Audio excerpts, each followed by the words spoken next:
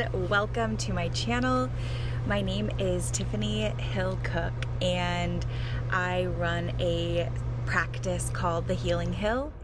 And the intention behind my channel is to send and share a message of love, that you are loved and loved simply because it is true. God does not make no junk. And today's episode, what I felt called to share with you today is the gift of clairvoyance. Now, in the description box, I'm going to put a link to a previous video that I made on the gift of clairaudience, which is the ability to hear spirit and communicate with spirit auditorily. Now, I will, let's say, put an asterisk or have, when I say that you hear them, the voice is actually your own. The energy frequency is a little bit different. The messages are always going to be one of love. There is zero criticism or, malintent of your spirit team. They love you so dearly. So that's, one way to discern, if it's not kind words, it's definitely not your spirit team. But clairvoyance deals with your sixth chakra or your third eye chakra, and it is related to imagery. I heard this recently, and I wonder.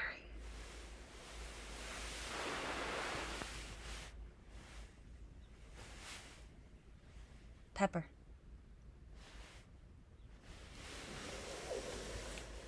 There are birds outside of my RV. She's on the hunt. I heard this recently from a podcast that was referred to me. It's called A Psychic Story. I really enjoy the podcast. I would say it's, similar from a messaging perspective of things that I share with you. But one thing that they do differently that I would like to start doing is she interviews different people that have different practices or specialties or, areas of interest. And a couple of things that she shared was, not all, how did it go? All mediums are psychics, but not all psychics are mediums. And the clairs, clairaudient, clairvoyant, clairsentient, claircognizance, are all gifts that work through your psychic gift. Now, to be psychic, simply, and I'm going to say simply, it's so much more yummy and juicy and deep than a simple, but it simply means that you have a strong connection, with your higher self. Being psychic means you have a strong connection with your higher self. You have 3 states of consciousness. You have subconscious. That just came out, so I'm going to roll with it. You are your conscious self, and then your superconscious, or your higher self. So, subconscious, higher self. Now, your higher self knows why you're here. Your higher self knows everything about the soul that is you, who you have been before, all these different incarnations, whether it be as a human, whether it be as a rock. Something else that I know to be true, in order to incarnate as a human, you have to have incarnated as every single element that exists in earth. So wind, water, soil, all of those things you have been. An ant, a worm, what have you. One of my gifts that I use regularly is the gift of clairvoyance. Now, give me a moment, and I should have been a little bit more prepared. So resources, and I'll put this in the link below. Michael Sheridan's How to Interpret Your Dreams and Discover Your Life's Purpose. I have referenced this book before. If I had to pick like a top 5 book, this would be one of them. This is more of a resource for me now. I spent a couple of years learning how to interpret my dreams. And so it's got a really nice index in the back for dream interpretation. And then it also has a multitude of chapters on, I would say, your existence and its connection to your incarnation. So give me just a moment here. Channeling healing energy.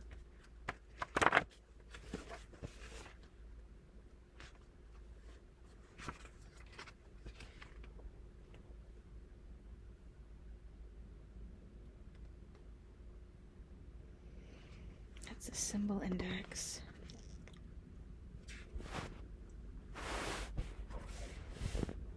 She's trying to figure out a path so she could watch them birds out there. I have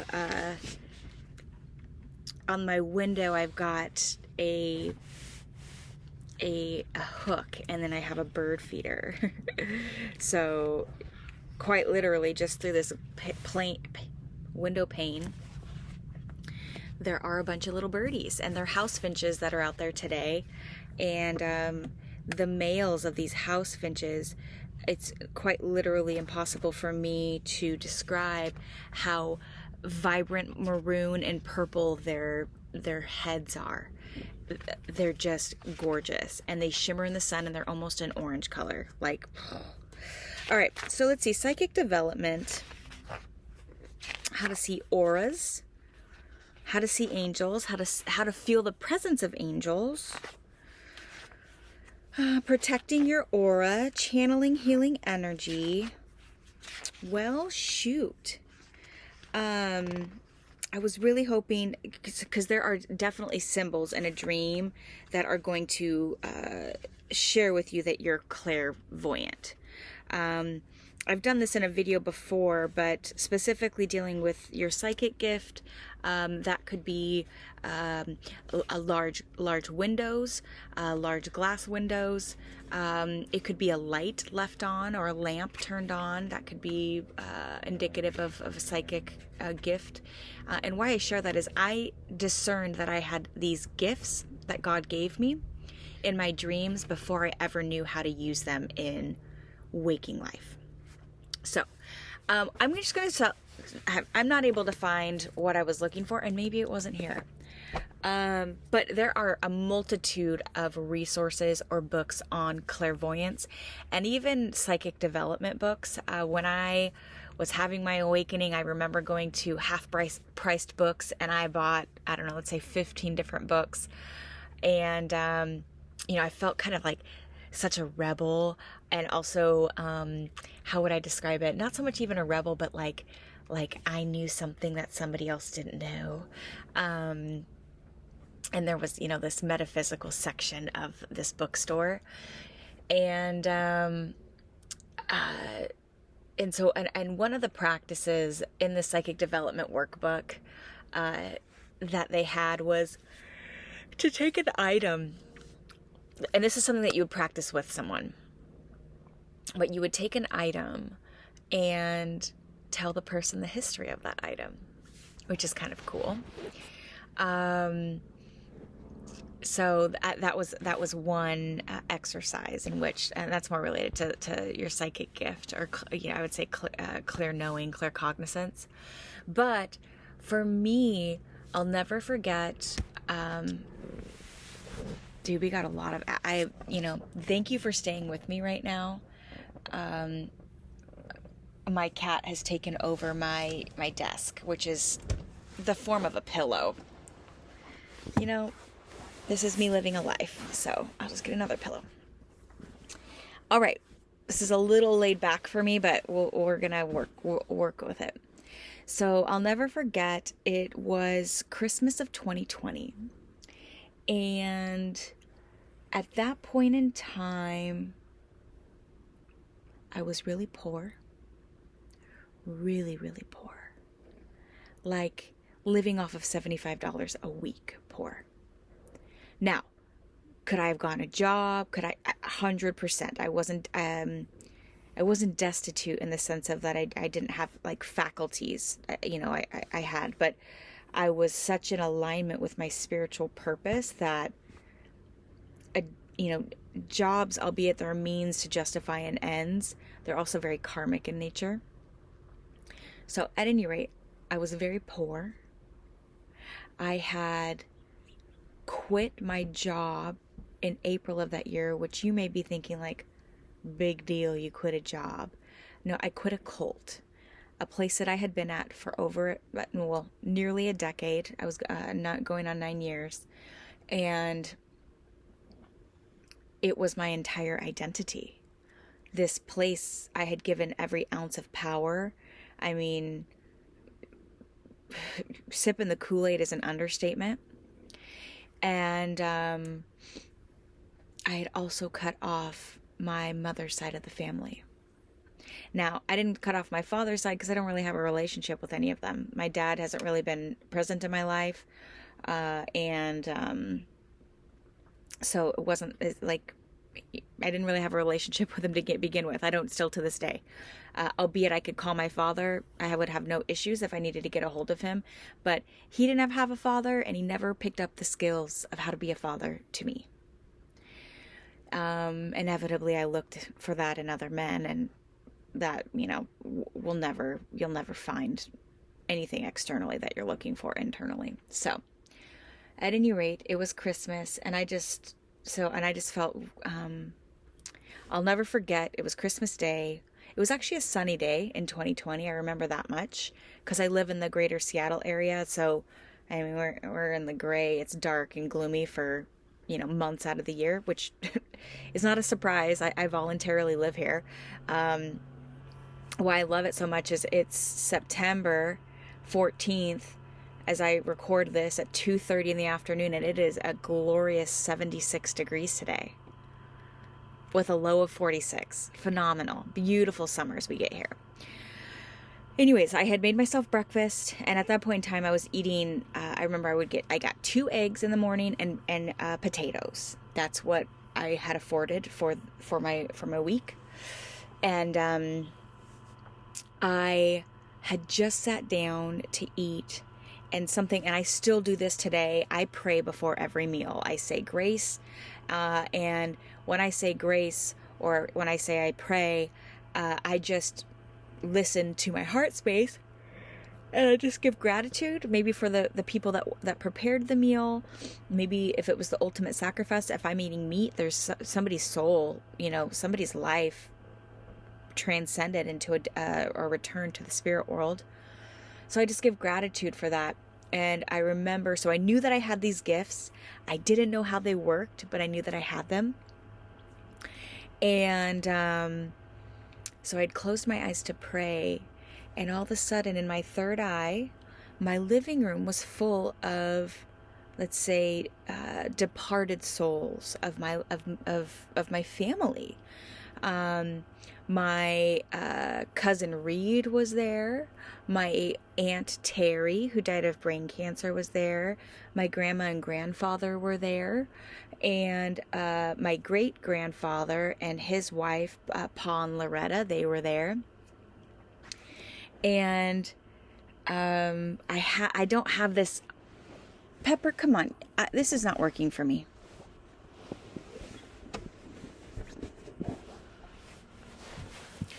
And I have this notebook, but I don't have it on me.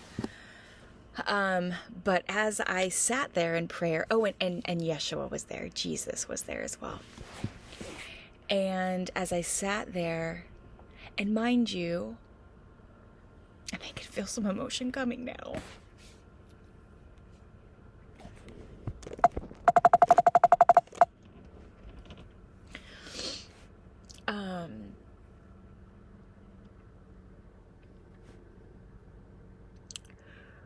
I had chose to remove myself from society.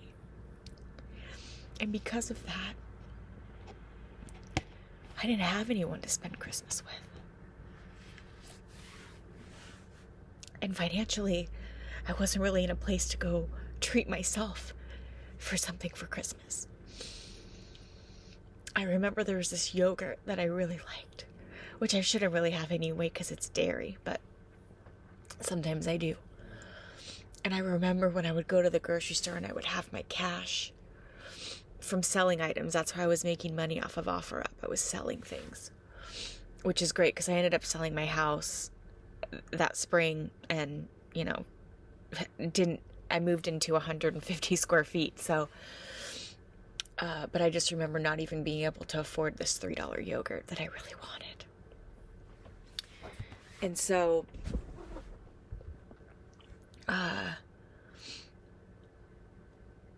there was this moment where I felt sad for myself. No presents. Not even able to give anybody any presents. And there were 2 people. My father sent me a card with $100 in it, a gift card. And an old coworker who I still have a relationship with today. His name's Josh. He gave me a $100 gift card as well. I actually am not a huge collector of, let's say, sentimental items. They're just transient in nature, but I still have those two cards from that year because it meant so much. And I got to get food. Like, I got to treat myself with some food. And I remember I got to get my dog, like, a something as well. But as I sat there in prayer, my living room filled with all of my departed family members. And each one of them gave me a gift. And I remember writing down the gifts that they had given me. And a lot of them didn't quite make sense. Like, one of them was a book of sciences. I'll never forget that, a book of sciences. And then the next thing that I heard from them was Penelope. I was like, I don't know what that means. And then I got, what else did I get? A red bow. My aunt placed a red bow in my hair. My great-grandfather, Pa, he gave me a rainbow. Again, it was a rainbow. That's what I got. My grandma and grandfather, they gave me a bridge. I'm going to connect the dots here, but I had no idea what any of that meant. And so, it was a really beautiful experience. I remember thanking Yeshua for the experience. It probably lasted 15 minutes. I was bawling because, again, I felt really sad. I had made all these choices to go forward in life without toxicity or what was the best for me. But just because you make a choice to not have people in your life doesn't mean that you're sad because you're not with people. You can still miss them even though you know that they're not good for you. So I had that experience with my gift of clairvoyance, where they're giving me these gifts. Again, I had no idea what they meant. And the next thing that I know, when I turned on my TV, there was this show called Bridgerton. Bridgerton. Okay, I'll watch this show. And one of the opening scenes is this young woman named Penelope reading a book of sciences. And not only that, and in the opening credits, there's this beautiful rainbow. And I'm telling you, I have chills all over my body because I'm thinking to myself, they're watching this. That was prophetic in nature in the sense that it was something in the past that was predicted to happen in the future. But it was really eerie. And my body was extremely warm in that movement. It was like the most beautiful gift that I could have ever received. And I truly know today that we are never, ever, ever alone. Whatsoever, ever alone. So how my gift of clairvoyance works is as such. When I am meeting or sitting with someone, It doesn't, well, it actually always happens. I just get imagery. And sometimes, like, let's see, you know, when you meet with me, I always encourage individuals. It depends on what we're working through. Are we just having are we just meeting together for one time? Am I working with you over a course of 8 weeks and we're doing some sort of coaching or development or healing or maybe like shedding of old agreements? How we meet and why we work together could vary, but you're always going to get the clairvoyant gift with me because it's between my clairaudience, clairvoyance, clairsentience, and claircognizance. They're all working in tandem at all times. But for me, it shows up as an image, or it can show up as a movie, as a moving picture.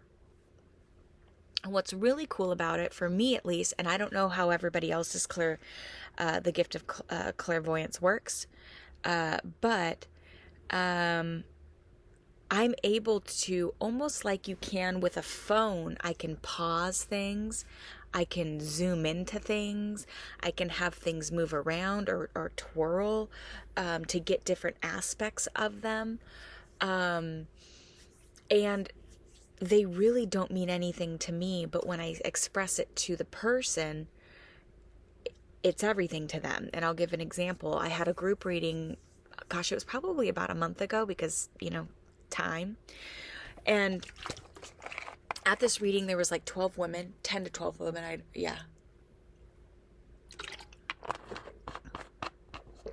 And this one woman who I was reading at the time, I could tell the energy we were coming to a close, but I just kept getting an image of a teddy bear. A teddy bear, a teddy bear, a teddy bear. And so I finally, because again, how do I say this? If you think about just having a normal conversation, all of a sudden you go, teddy bear. It doesn't necessarily, for me, but again, the message isn't for me. 99% of the time, the image doesn't fit the context of the conversation. So I just said to her, do you have a connection with a teddy bear? And I was going to say, of course, that wouldn't be of course. How would you, of course, know that? She immediately was overwhelmed with emotion and specifically the emotion of love. And what I came to find out was that her daughter had passed some years ago. And I don't know if she was a miscarriage or she was a very young infant, but there's a teddy bear that this woman has that she keeps in her bed, near her bed, and is a direct reflection or a connection with this little girl.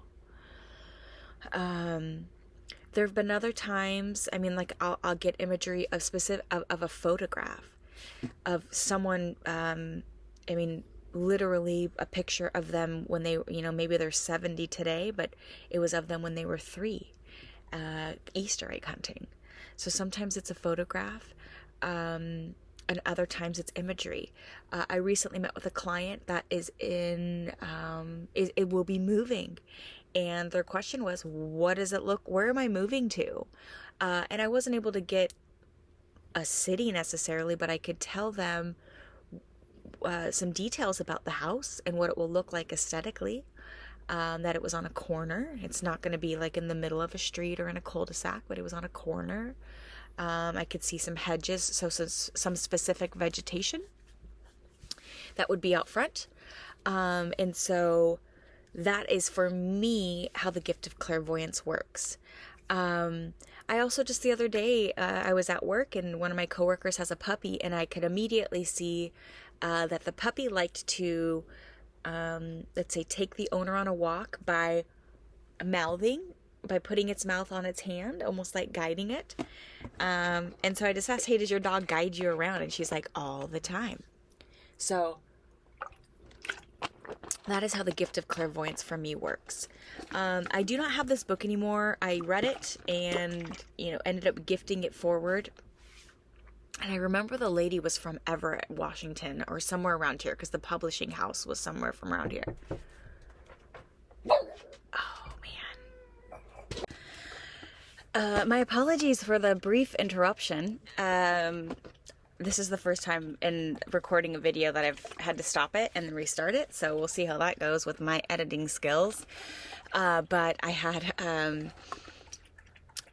there are two young ladies. I believe one of them is 9 and the other is 11 or 10 and 12. And they come and they stop by my place. And today was the first day of school, so they stopped by to tell me about all of the things. So, at any rate, I lost my train of thought, to be honest. We were talking about clairvoyance, to be clairvoyant, how that shows up for me. Oh, different resources as well. Let's see here. I will tell you this, I am excellent at discerning people's gifts and how they work for you. So if you are interested, I'm going to have my website below as well, where you can book with me. And there's also an opportunity, you know, we could do a consultation as well, if you're unsure of, you know, what kind of package or session to book. Something, though, that I know for myself in one of the books, and I don't have this one anymore, I gifted it, but is, you know, grounding yourself. It's very helpful to have a clear mind. And, you know, if you're riddled with worry or anxiety, that will definitely cloud the imagery that you get or the messages as a whole. Those are lower vibrational feelings. And so,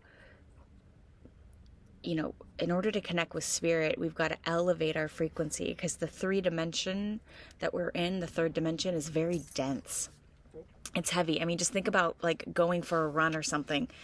It's heavy to move your body. Yeah, that's the gift of clairvoyance for me. It's imagery. I do not know how to control it necessarily, outside of, you know, just being able to connect and receive the messages. But it's a way in which spirit uses to communicate and get information, ideas, love, whatever it is that they're seeking to share with me.